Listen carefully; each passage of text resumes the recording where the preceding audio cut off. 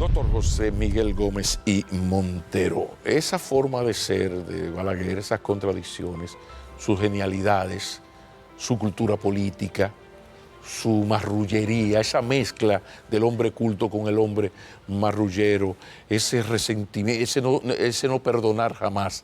Podemos hablar un poco de las víctimas del doctor Balaguer y por qué el doctor Balaguer fue durante toda su vida venciendo todos los obstáculos que se le fueron presentando en términos de personajes, comenzando por Francisco Augusto Lora.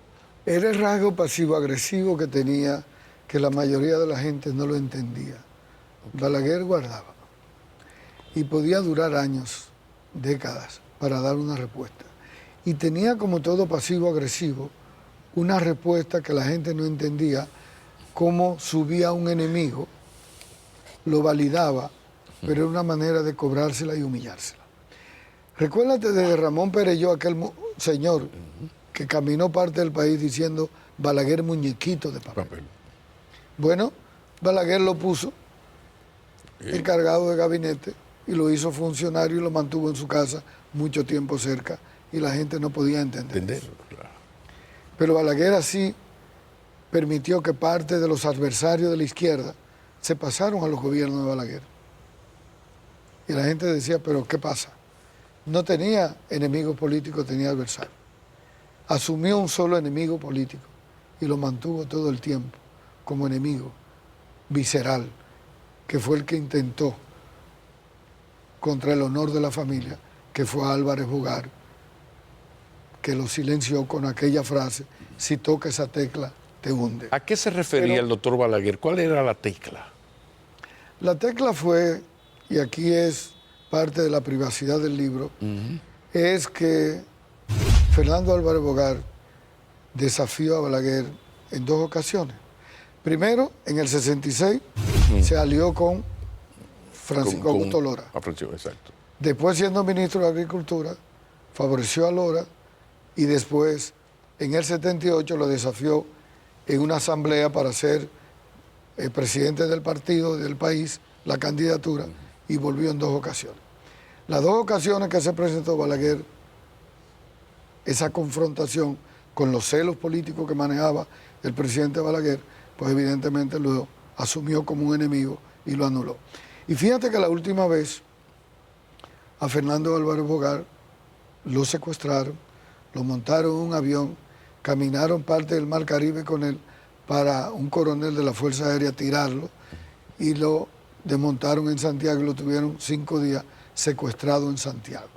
Y allí dijo que él a la única persona que le renunciaba a la candidatura vicepresidencial. A la candidatura. Bueno. Entonces resulta que después, en una independencia de Fernando Álvarez Bogar, comenzó a decir y a dar opiniones económicas contrarias al gobierno de Balaguer.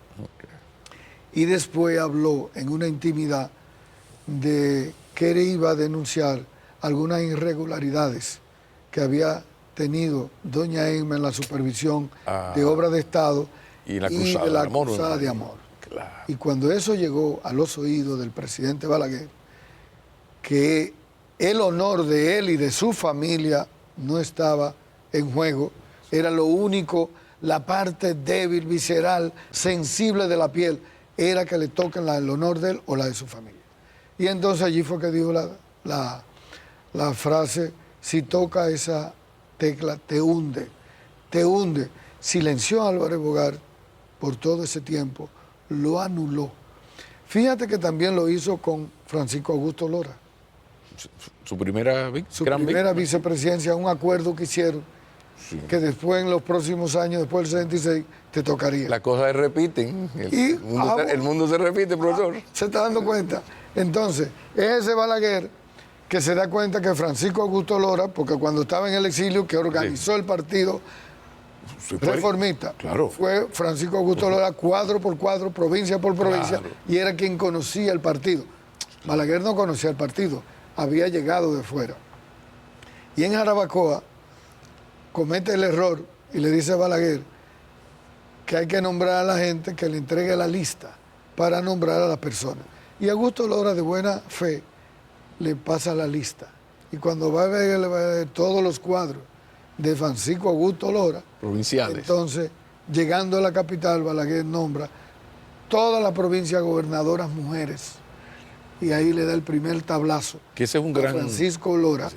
Y luego, el segundo le dicen los periodistas y dice que él no tiene que consultar a nadie. Después que lo anula, Francisco Lora se va y apoya el acuerdo de Santiago, se va a la oposición. Sí. Y después de todas las cosas, en el 86, ya Balaguer, que a Francisco Lora no representaba ningún peligro, ni confrontación, estaba en Santiago, ya viejo, lo manda a buscar y lo nombra como asesor del Estado, ministro sin cartera, como una manera, y lo deja tranquilo. Pero lo mismo le hizo Balaguer a sus íntimos, el maltrato que le hizo Balaguer a Víctor Gómez Berger, hacerlo ir a una asamblea en el 1975 a la OEA. Sí. Y después que ve que va a ganar la asamblea un día antes, el país no entendió lo que hizo Balaguer. Ahora, el carisma de Balaguer era tanto, o sea, ¿cómo explicar que este señor tiene sus víctimas? Ahora, lo que llama la atención es que prácticamente todas sus víctimas, luego él los busca y ellos van. O sea, todos, tú los vas buscando uno por uno. Por ejemplo, Augusto Lora, ya en el final de su vida, sin ningún tipo de problema económico, ministro sin cartera. A Wessing, después de aquel golpista impenitente, le ofrece... Y lo lleva a secretario de las Fuerzas Armadas. O el rejuego de hacerte candidato de su partido y luego mandar a votar por el opositor para hacerte quedar mal, pero luego esa persona no se va. O sea, ninguno se va. O sea, si me engaña una vez, sinvergüenza es. Si me engaña dos, sinvergüenza yo. O sea, ¿por qué? ¿Cuál era el magnetismo, el poder psicológico que tenía Balaguer sobre sus víctimas, casi todas? Balaguer tenía, y oye, tú eres brillante, Pablo Macchini. No, Balaguer tenía, que escribió esta olla. No, Balaguer tenía la habilidad, y la gente no entendía cómo ese Balaguer podía un día aparecer como un hombre frágil, que hasta pena daba, empático, victimizado, que tú ibas a una reunión y te decía que todo lo que tú hacías estaba bien, y te empalanaba tanto, y te validaba tanto, que tú salías de la casa conquistado, diciendo que ese era el mejor hombre con las mejores salidas. Ese mismo Balaguer, que tenía esa habilidad, esa destreza, Sí. que había aprendido, y con la inteligencia emocional, que transitó y sobrevivió a los 31 años de una dictadura, Sí. ese Balaguer supo tener la habilidad emocional de manipular, era un manipulador en términos emocionales. Descubría, reconocía la psiquis de sus víctimas, manejaba los endogrupos y los exogrupos. Balaguer sabía utilizar hombres grises para ir a dividir, a comprar, para atraer un enemigo. Es decir, esas habilidades emocionales, esa inteligencia emocional la tenía Balaguer. Y así fue como parte de la izquierda dominicana anuló la izquierda.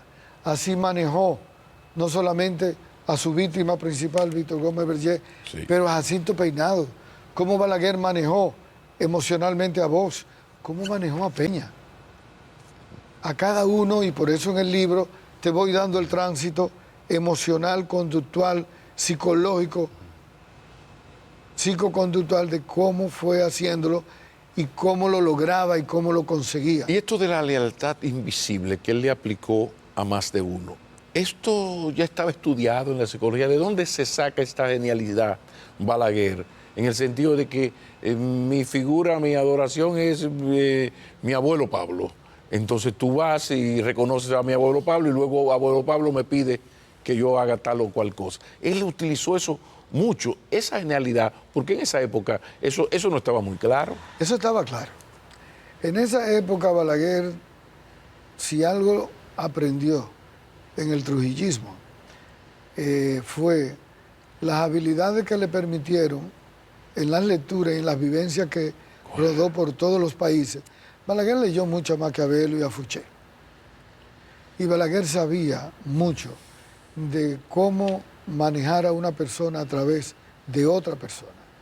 Y así pudo lograr atraer, aparte de los hombres de izquierda, de derecha, de conservadores, cómo trajo a empresarios, a ciudadanos de a pie, cómo lograba a un ciudadano de a pie de un barrio como Domingo Gutiérrez para llevarlo a una a ser técnico de la presidencia, sí, secretario técnico de la sí. presidencia, para humillar a otra persona y la gente no entender. Y este domingo hacer un choque histriónico, una crisis histérica en pleno palacio. Es decir, ese era Balaguer que podía, pero era para humillar a una tercera persona. Pero eso son genialidades muy grandes, porque, por ejemplo, una cosa que él hacía con muchísima frecuencia era el tema de que alguien cayó mal preso. Alguien cae mal preso y cuando el padre va a buscar a ese muchacho preso, le dice, el único que puede resolver eso a nivel nacional sería el presidente Balaguer. En las provincias tú tienes que hablar con el único que puede sacar a tu muchacho mal preso porque era del MPD es el gobernador. Entonces, claro, ese padre por su hijo va y habla con el gobernador, pero ese favor se paga. Entonces, esa genialidad maldita, porque era un genio del mal, esa genialidad de tú agarrar y lograr tu propósito con esa frialdad. Si el muchacho hace tal cosa incorrecta, aplíquenle la ley y díganle al papá que es el único que le puede resolver eso. Y entonces le decía al país, ¿qué hombre? Esas son cosas de los incontrolables de este gobierno, o esas son cosas de los insaciables. Ese es el Balaguer que tiene la capacidad de soportar, ¿verdad? Balaguer, muñequito del papel, el viejo verde, échate a un lado, ciego maldito. Es decir, como los asintistas, los peñagomistas en el 96 por el acuerdo del Frente Patriótico. Pero es ese mismo Balaguer que podía decir frases tan impactantes como te fuese y hiciste pupú fuera del cajón, claro. Él vuelve y vuelve. Esa era la dualidad y esas eran las cosas de Joaquín Balaguer. Vamos a una pausa. Luego seguimos esta conversación con el doctor José Miguel Gómez y Montero. Ya regresamos. Balaguer.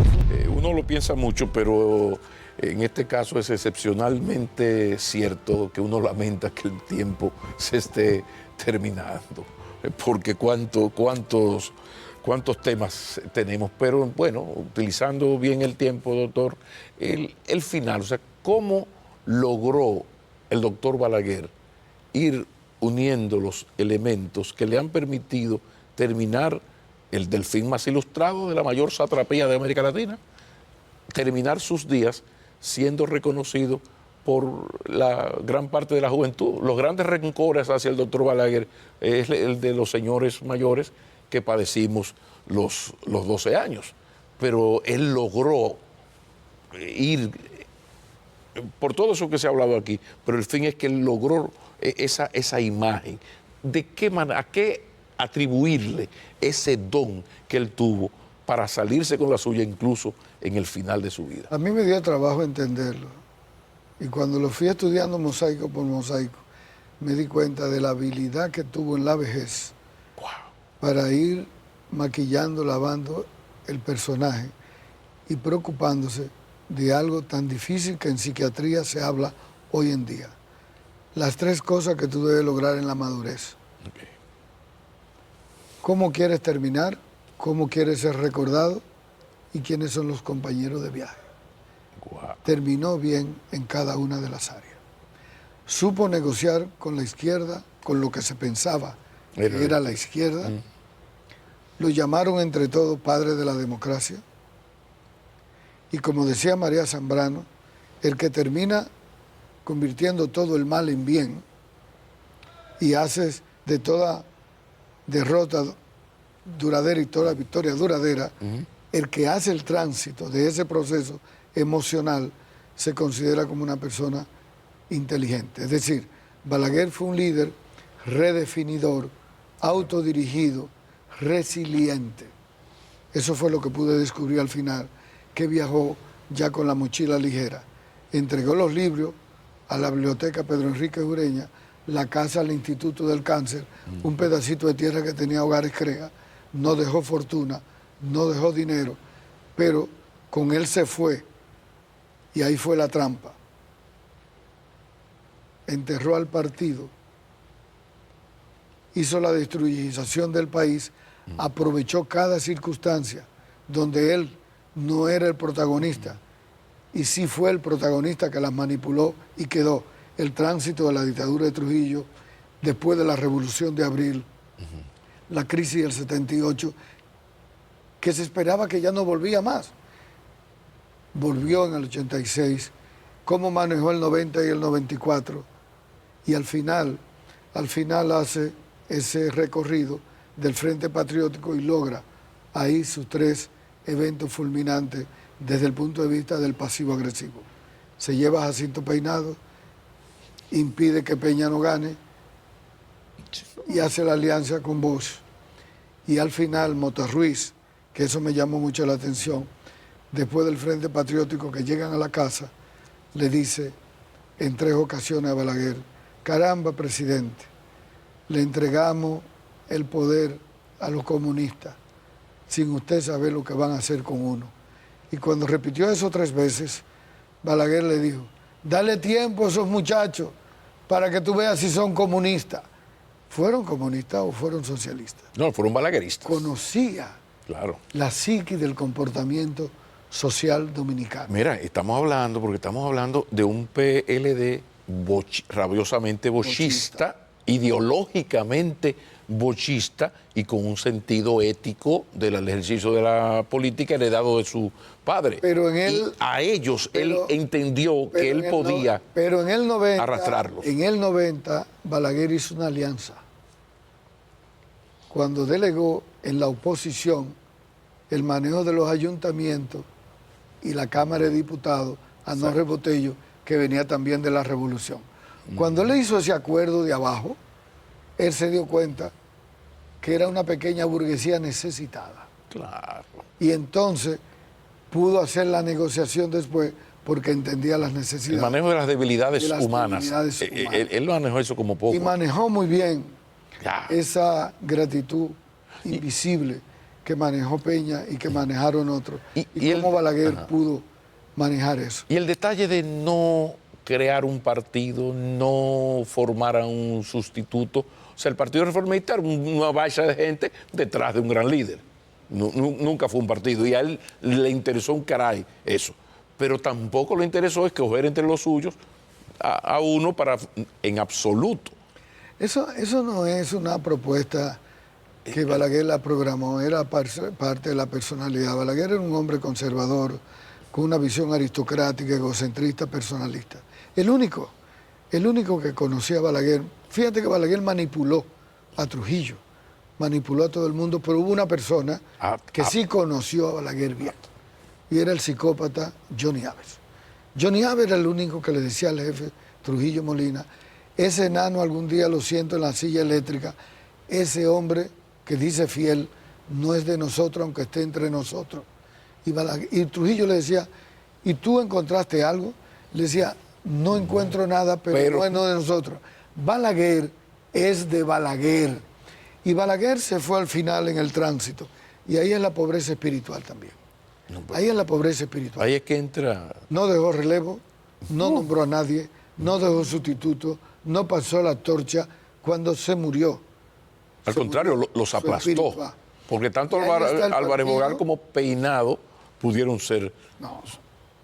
Los aplastó. Pero hay una. Le produjo una huella somática que ellos no se dieron cuenta cómo los anuló. Claro. El adversario, cuando reconoce tus limitantes,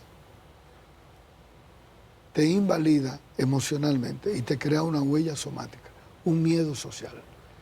Wow. Y a otras personas también, no solamente yo dos, de la izquierda se lo hizo Balaguer. Pero un psicólogo social nato, sin estudios, lo de la política y el derecho, un psicólogo social. Por eso es que es tan compleja la personalidad. Me dio 7 años, son 7 años que tengo leyendo discursos, leyendo los libros, observándolo, aproximándome para poder entender la compleja personalidad del doctor Balaguer. Bueno, él le pasó como a Narváez, que se quedó sin enemigos porque los mató a todos, física o moralmente. Pero la contradicción mayor es que ese señor, amante patológico de la madre y de las hermanas, irracional, un amor irracional, amante de igual manera de la naturaleza, un señor ecologista cuando no había ecologistas. Señor. ¿No?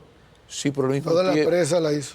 al mismo tiempo, por llegar al poder, negoció la eliminación de media juventud revolucionaria. O sea, los asesinatos a los 12 años fue el precio que él tuvo que pagar para que los norteamericanos decidieran a finales del 65, inicio del 66, que él fuera el presidente de la República. Es una gran contradicción porque es un hombre amoroso de esa madre, con esas hermanas, el defender el verde, ya el senil.